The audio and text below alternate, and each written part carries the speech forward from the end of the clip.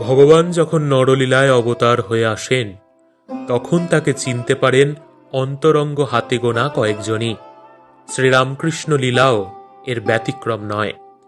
কিন্তু এবারের নরলীলায় প্রভু ইতিপূর্বেই দক্ষিণেশ্বরে একদিন ভক্তদের জানিয়েছিলেন লীলা সংবরণের পূর্বে তিনি হাটে হাড়ি ভেঙে দিয়ে যাবেন।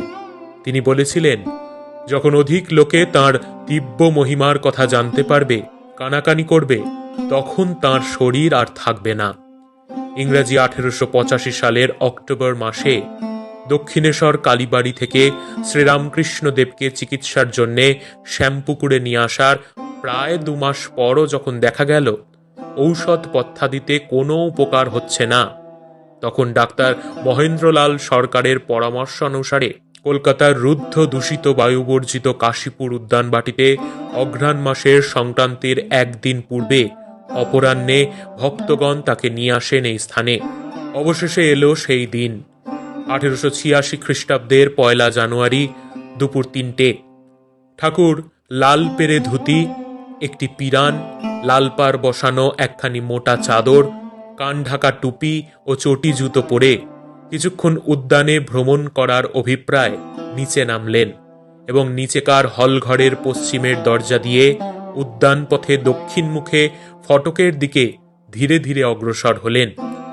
ওইরূপে বসতবাটি ও ফটকের মধ্যস্থলে উপস্থিত হয়ে ঠাকুর গিরিশ, রাম, অতুল প্রভৃতি কয়েকজনকে পথের ধারে পশ্চিমের আম গাছের ছায়ায় দেখতে পেলেন এবং সহসা গিরিশচন্দ্রকে সম্বোধন করে বললেন, গিরিশ, তুমি যে সকলকে এত কথা বলিয়া বেড়াও, তুমি কি দেখিয়াছ ও বুঝিয়াছ?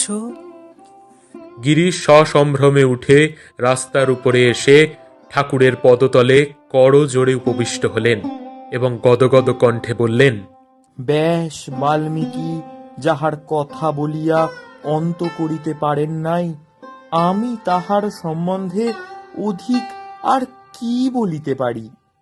গিরিশের ঐরূপ অদ্ভুত বিশ্বাসের কথা শুনে ঠাকুরের সর্বাঙ্গ রোমাঞ্চিত হয়ে উঠল। তিনি সমাধিস্থ হলেন। গিরিশও সেই দেবভাব প্রদীপ্ত মুখমণ্ডল দেখে উল্লাসে চিৎকার করে জয় রামকৃষ্ণ, জয় রামকৃষ্ণ বলে বারবার পদধূলি গ্রহণ করতে লাগলেন। ইতোমধ্যে অর্ধবাহ্য দশায় হাস্য মুখে উপস্থিত সকলের দিকে তাকিয়ে ঠাকুর বললেন, তোমাদের আর কি বলিব, তোমাদের সকলের চৈতন্য হোক।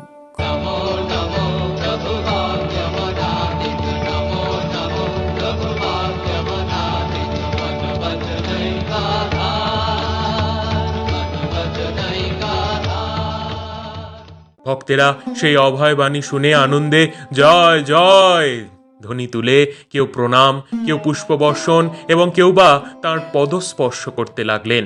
তাকে প্রণাম করে ওঠা মাত্র ঠাকুর ঐরূপ অর্ধবাহ্যাবস্থায় প্রত্যেকের বক্ষ স্পর্শ করে নিচের দিক থেকে উপরের দিকে হাত সঞ্চালিত করে বলতে লাগলেন, তোমাদের চৈতন্য হোক। সেই অদ্ভুত স্পর্শে প্রত্যেকের অপূর্ব ভাবান্তর উপস্থিত হলো। কেউ হাসতে, কেউ কাঁদতে, কেউ বা ধ্যান করতে, আবার কেউ বা সকলকে চিৎকার করে ডাকতে লাগলেন।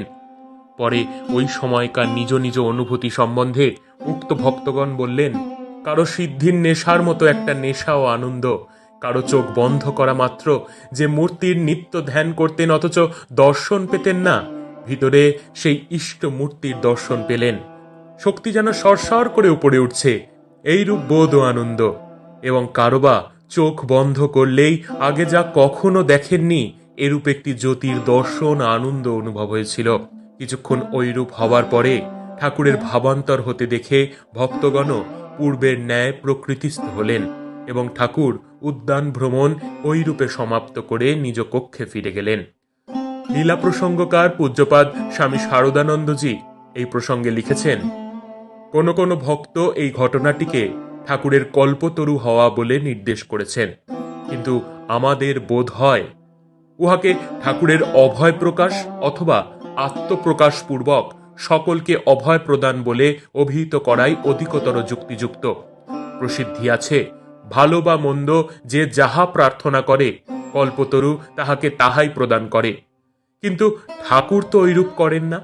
নিজ দেবমানবত্বের এবং জনসাধারণকে নির্বিচারে অভয়াশ্রয় প্রদানের পরিচয়ই এই ঘটনায় সুব্যক্ত করেছিলেন। প্রতি বছর এই 1 জানুয়ারি দিনটি অসংখ্য ভক্তমণ্ডলীর সমাবেশে বিপুল আনন্দের সাথে উদযাপিত হয়ে থাকে।